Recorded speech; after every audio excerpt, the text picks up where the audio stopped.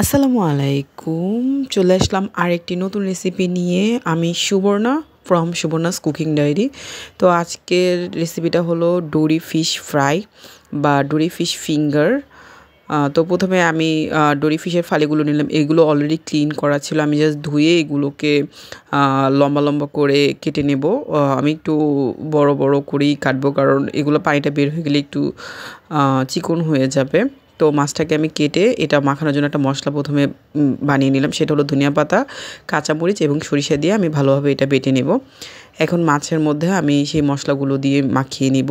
প্রথমে যে মশলাটা আমি বানিয়ে রেখেছিলাম সেটা দিয়ে নিলাম। এরপর দিয়ে দিলাম হাফ চা চামচ পরিমাণ আদা বাটা, রসুন বাটা, মরিচের গুঁড়ো, হলুদের গুঁড়ো, সামান্য গরম মশলার গুঁড়ো এবং দিয়ে দিব টমেটো সস 1 টেবিল চামচ পরিমাণ এবং দিয়ে দিব 1 টেবিল চামচ পরিমাণ সয়া সস।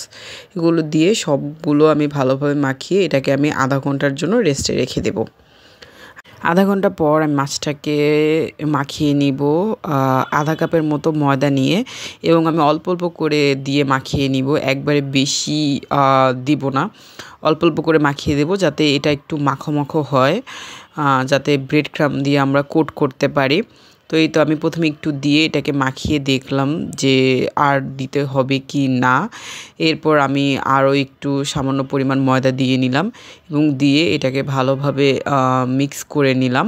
মিক্স করে নেওয়ার পরে এটাকে আমি ব্রেড ক্রাম্ব দিয়ে কোট করে নিব।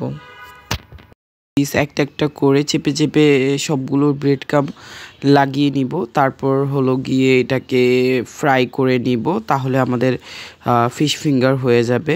তো আমি ঠিক যেভাবে দেখাচ্ছি আপনারা ঠিক এভাবে প্রতিটা পিসকে নিয়ে ব্রেড ক্রাম্বগুলো চেপে চেপে লাগিয়ে দেবেন, যাতে কোনো অংশ বাদ না থাকে, তাহলে এতটা ক্রিস্পি হবে না।